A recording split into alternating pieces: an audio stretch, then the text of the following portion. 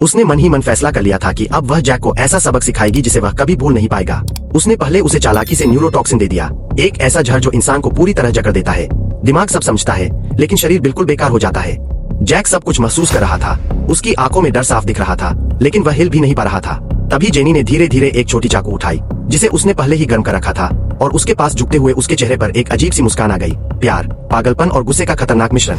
यहीं से शुरू होती है इस खौफनाक और दिल दहला देने वाली कहानी रेस्क्यू की गुहार की, जिसमें एक हादसे के बाद कंपनी की अकाउंटेंट जेनी और उसका बॉस जैक एक सुनसान द्वीप पर फंस जाते हैं। शुरू में यह सब एक सामान्य सर्वाइवल स्थिति लगती है, पानी ढूंढना, खाना इकट्ठा करना, झोपड़ी बनाना, लेकिन धीरे धीरे यह कहानी एक मनोवैज्ञानिक डर में बदल जाती है। जेनी, जो सालों से जैक को चुपचाप चाहती थी, अब उसे अपने पास पाकर इस रिश्ते को हकीकत मान बैठती है, जबकि जैक के लिए यह एक कैद बन जाता है। वह कई बार भागने की कोशिश करता है, लेकिन हर बार नाकाम रहता है, और हर नाकामी के साथ जेनी का शक और खतरनाक होता जाता है। एक रात जैक चुपके से भागने की कोशिश करता है, लेकिन जेनी उसे पकड़ लेती है और उसी रात उसके साथ ऐसा कुछ करती है कि जैक के मन में उसका डर हमेशा के लिए बैठ जाता है। इसके बाद जैक पूरी तरह बदल जाता है। वह चुप रहने लगता है, हर बात मानने लगता है, और अंदर ही अंदर सही मौके का इंतजार करता रहता है। दिन बीतते हैं और एक दिन जेनी को दूर समुद्र में एक नाव दिखाई देती है। पहले तो वह खुश होती है, लेकिन जैसे ही उसे समझ आता है कि यह नाव उन्हें बचाने आई है, उसका चेहरा उतर जाता है, क्योंकि वह अब इस द्वीप को छोड़ना नहीं चाहती। यहाँ उसका परफेक्ट दुनिया है, जहाँ जैक सिर्फ उसका है।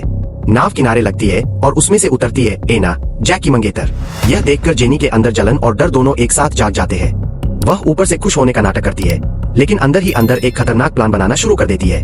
रास्ते में वह एना और नाविक को एक खतरनाक चट्टान की ओर ले जाती है, जहाँ से गिरना मतलब सीधी मौत। सही मौके पर वह उन्हें गिराने की कोशिश करती है, लेकिन किस्मत उसका साथ नहीं देती और एना बच जाती है।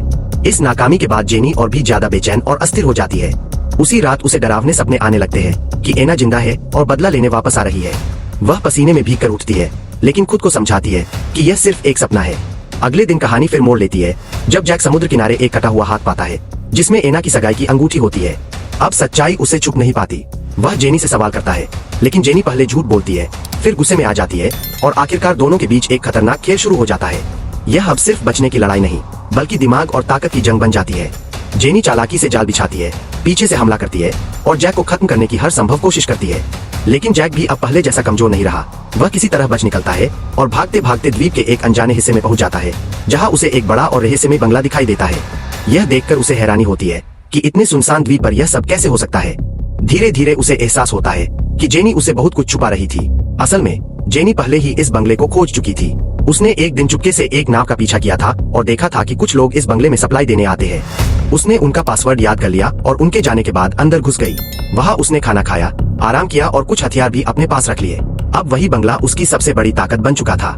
वह कैमरों के जरिए जैक की हर हरकत पर नजर रखती है, अलार्म सिस्टम बंद कर देती है और उसे एक चूहे की तरह अपने जाल में फंसाने लगती है। जैक मदद के लिए चिल्लाता है, लेकिन वहाँ कोई नहीं होता।